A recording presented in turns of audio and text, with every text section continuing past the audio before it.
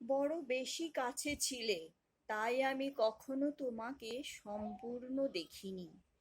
অথচ তোমার কাছে আমি সবচেয়ে বেশি ঋণী। হঠাৎ বাতাস এলো, অন্য স্বভাবের সুবাতাস।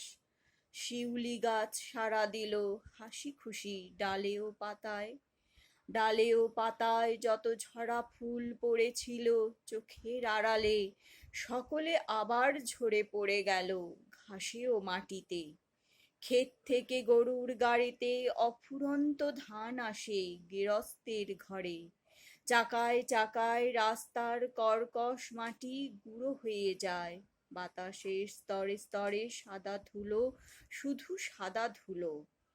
পাতার আড়াল থেকে কাঠবিড়ালি মাথা উঁচু করে চোখের পলকে দেখে নিল কাছাকাছি কেউ আছে, অথবা কোথাও কেউ নেই। বড় বেশি দূরে ছিলে, তাই আমি কখনো তোমাকে সম্পূর্ণ দেখিনি। অথচ তোমার কাছে আমি সবচেয়ে বেশি ঋণী।